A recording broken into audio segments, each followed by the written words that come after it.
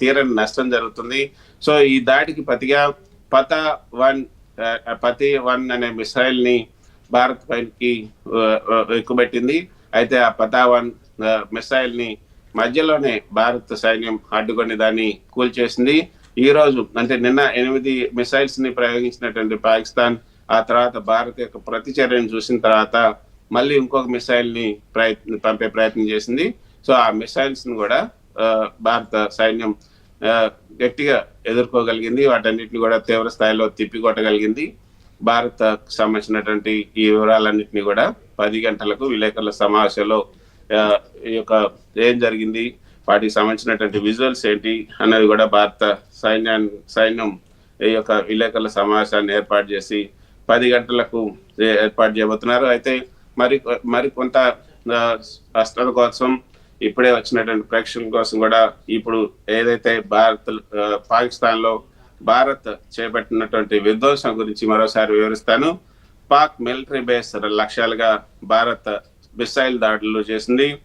ఏదైతే ఇస్లామాబాద్, లాహోర్, అదేవిధంగా జంగ్, రావల్పిండి ఈ 4 చోట్ల కూడా విధ్వంసాన్ని మిసైల్స్ తో భారత సైన్యం మిసైల్స్ తో విధ్వంసం సృష్టించిందనే చెప్పొచ్చు.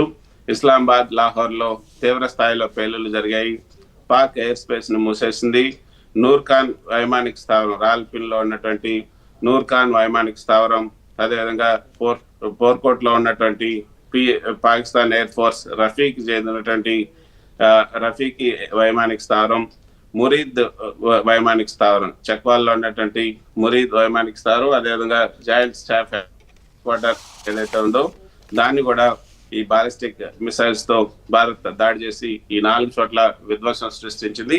సో భారత్ వ్యూహాత్మకమైనటువంటి ఈ సైనిక శిబిరాల పైన పాక్ దాడులు చేసింది. నిన్న వాటికి ప్రతిగా భారత్ కూడా ధీటుగా సమాధానం ఇచ్చింది.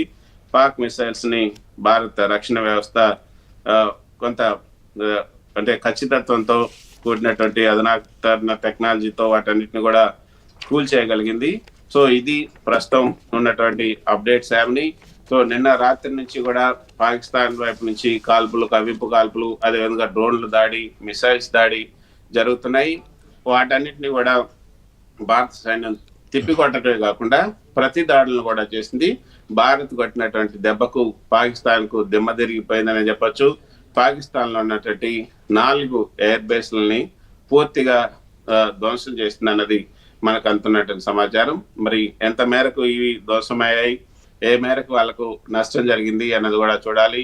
అయితే మన ఎయిర్ స్పేస్ గురించి, తర్వాత మన భారత్ కు సంబంధించినటువంటి రక్షణ వ్యవస్థ ఏదైతే ఉందో ఆ రక్షణ వ్యవస్థ గురించి ఎంత చెప్పినా కూడా తక్కువనే చెప్పొచ్చు ఏమని. ఎందుకంటే ఇక్కడ ఉన్నటువంటి రక్షణ వ్యవస్థ గురించి కూడా నిన్న ఒక భారత సైన్యం సంబంధించినటువంటి అధికారులు వివరించారు. ఎంత స్ట్రాంగ్ గా ఉన్నాం మనం, మన వైపు నుంచి పాకిస్తాన్ చేసే ఈ దాడులు ఏవైతే ఉన్నాయో వైమానిక దాడుల్ని మనం ఏ విధంగా తీవ్రంగా తిప్పికొట్టగలం. భారత ప్రజలు కానీ, భారత అధికారులు కానీ, లేకపోతే ఎవరు కూడా భారత సైన్యంలో ఉన్నటువంటి ఈ అస్త్రాల గురించి బెంగపడాల్సినటువంటి అవసరం లేదు. కాబట్టి ఎంతో అధునాతనమైన టెక్నాలజీ ఇటు ఇజ్రాయెల్ నుంచి, అటు రష్యా నుంచి, మిగతా దేశాల నుంచి తీసుకున్నటువంటి ఈ యొక్క ఆర్మీ ఆయుధ సంపత్తి బాగా ఎక్కువగా ఉంది.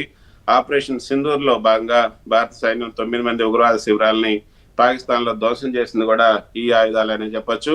పాకిస్తాన్